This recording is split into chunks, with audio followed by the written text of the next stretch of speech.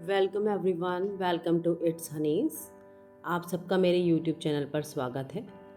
आज का जो वीडियो है वो मेरा करवा चौथ का जो व्लॉग है वो पूरा मैंने आज इस वीडियो में शूट किया हुआ है। तो स्टार्टिंग करिए हमने करवा चौथ से एक दिन पहले की, जब कि मैंने मेहंदी लगवाई थी। और जैसा कि सबको पता है कि करवा चौथ वाले दिन सुबह के टाइम पर भद्रा का साया था, तो हमें रात में ही मेहंदी लगवा लेनी थी और सुबह होने से पहले ही उसे हाथों पर से रिमूव कर देना था। तो मैंने करीब 10 साढ़े 10 बजे तक मेहंदी जो है वो मेरी पूरी लग चुकी थी। सिर्फ मैंने हाथों में ही मेहंदी लगाई थी, पैरों में उस दिन नहीं लगाई थी।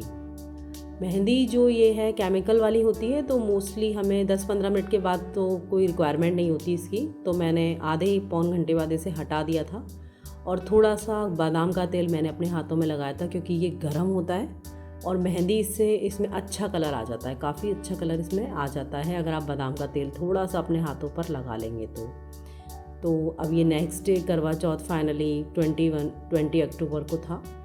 तो मैंने सोचा अपने बेटे के लिए थोड़ा सा ब्रेकफास्ट तैयार कर देती हूँ, थोड़ा हैवी सा, जिससे कि वो थोड़ी देर तक फ्री हो जाए, क्योंकि काफ़ी सारे काम थे।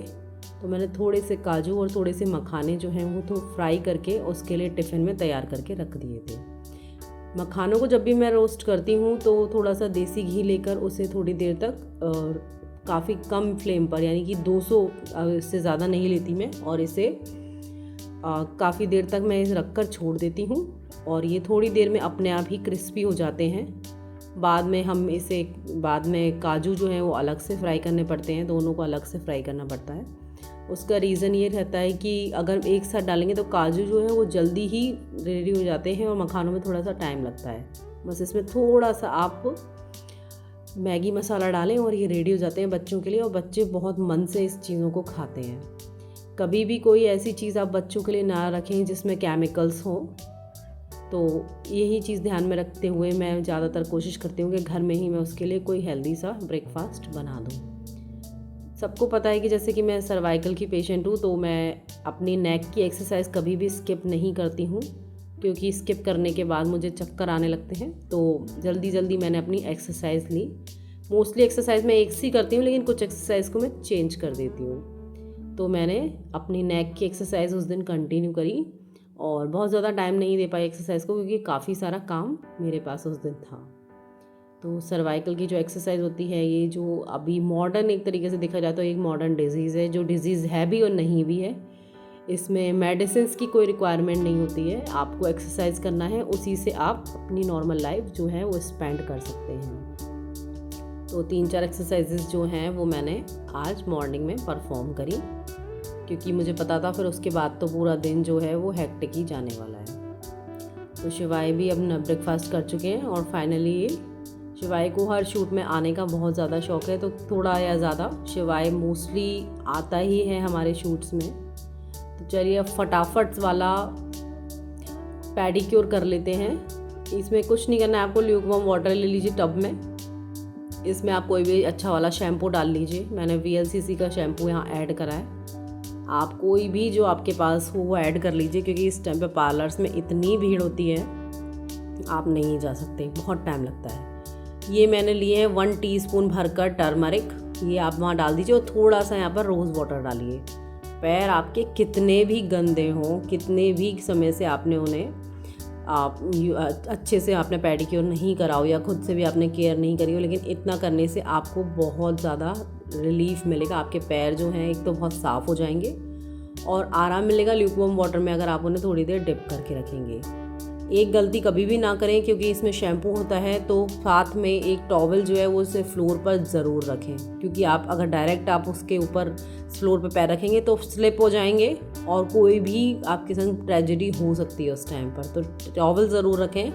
पैरों को टब में से निकालने के बाद आपको सीधे से क्या करना है, टॉवल पर ही सबसे पहले पैर रखने, उसके बाद टॉवल से उसे सुखा लें, उसके बाद साफ़ पानी से वॉश कर लें, उसके बाद थोड़ी सी क्रीम या वैसलीन आप अपने पैरों पर अप्लाई कर लें। देखिए इसमें एक येलो कलर का टेक्सचर आपके पैरों पर आ जाएगा, जो बहुत ही सुंदर लगेगा, स्पेशली करवा चौथ को तो ये सूट करेगा। तो ये मेरा मॉर्निंग लुक है। मॉर्निंग लुक में मैंने ये ऑर्गेन्जा ग्रीन कलर का, पिस्ता कलर का ये सूट जो है वो ट्राई किया था, और इसे मैंने स्पेशली करवा चौथ के लिए ही बनवाया था, क्योंकि मैंने दिन में भी थोड़ा नया ही पहनती हूँ और रात में भी मैं कोशिश करती हूँ कि कुछ अच्छा सा ही पहनूँ। तो मेहंदी जो देखिए वो काफ़ी ज़्यादा डार्क हो गई है। केमिकल वाली मेहंदी है तो ये डार्क तो हो ही जाती है, लेकिन फिर भी मैं थोड़ा सा बादाम का तेल ज़रूर अप्लाई करती हूँ। तो दोपहर तक तो मैं रेडी हो चुकी थी। काफ़ी टाइम, थोड़ा मैं लेट नहाती हूँ करवा चौथ वाले दिन। उसका रीज़न है कि काफ़ी आधा टाइम आपका वैसे ही फ्री निकल जाता है। अगर सुबह जल्दी से तैयार होकर बैठ जाएंगे तो फिर ऐसा लगता है अब तो कुछ काम करने के लिए है ही नहीं। तो मैं दोपहर तक रेडी हो गई थी। ऑलमोस्ट इस टाइम पर 1 बज रहा होगा और पूजा भी मैंने कर ली थी। भगवान खा पी कर नहा धोकर तैयार हो गए थे। अखरोट का मैंने आज भगवान जी को भोग लगाया था। अब शाम से जल्दी से ही मैंने करीब 5 बजे से ही पूजा की तैयारी शुरू कर दी थी, क्योंकि 5:42 से लेके 7:02 तक शुभ मुहूर्त था। तो चौकी सजाना, कलश स्थापना, इस सब में काफ़ी समय लग जाता है। तो सबसे पहले मैंने चौक बनाया था। इसे मैंने हल्दी और आटे को मिक्स करके मैंने एक मटेरियल तैयार करा था। उस पाउडर से मैंने चौक बनाया था और फिर चौक बनाने के बाद मैंने लकड़ी की चौकी रखी थी। इस पूजा में गेहूं और चावल का बहुत ज़्यादा रोल होता है, तो आप गेहूं की ढेरी बनाएं और उस पर करवा माता की फ़ोटो रखें। उसके बाद उनको चुनरी चढ़ाएं, उन पर माला चढ़ाएं, उनका श्रृंगार करें। यहाँ ये दो आपको करवे लेने होते हैं।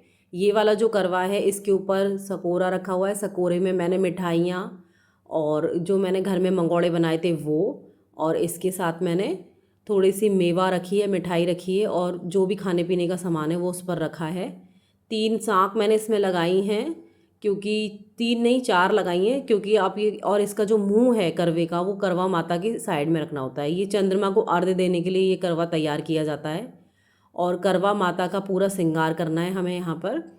यहाँ पर जितने भी भाई बहन बने हुए हैं, सूरज चंद्र बना हुआ है, गणेश जी बने हैं, सबके आपको तिलक करने हैं रोली से और करवा माता का पूरा श्रृंगार करना है आपको। यहाँ पर किसी को भी छोड़े नहीं, मोर वगैरह जो भी कोई बना हुआ है सबको आपको तैयार करना है। गेहूं की जो ढेरी है उसके ऊपर आपको शंकर और पार्वती जी की गौर बनानी है। आप आटे की बनाएं या फिर आप किसी भी आटे की बना सकते हैं। आटे की भी शुद्ध मानी जाती है, या मिट्टी की भी बना सकते हैं।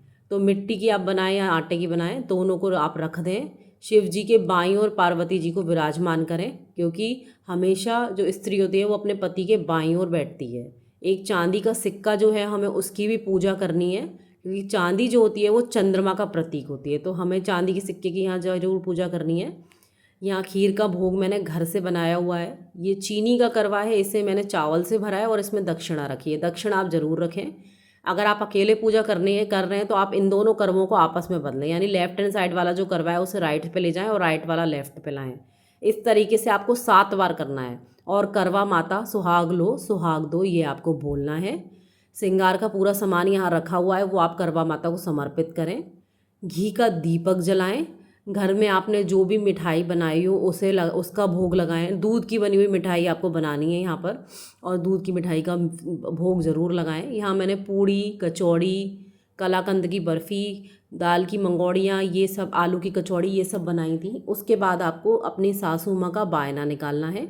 तो जो बायना में मैंने साड़ी यहाँ रखी है, उस साड़ी पर आपको सबसे पहले तिलक करना है और उस पर गेहूं के कुछ दाने डाल दें। थोड़ा सा जल पूजा समाप्त होने के बाद डालें। पूरे श्रृंगार का जो सामान है वो माता को आप अर्पित कर दें। साड़ी भी उनको थोड़ी देर तक के लिए अर्पित कर दें और धूप बत्ती जलाएं। और जो आपने जल का लोटा रखा है अलग से, उससे जल को अर्पित करें पूजा में। 5 फल मैंने यहाँ लिए हैं। आप प्रसाद में जितना चाहें, जो भी चाहें वो आप रख सकते हैं।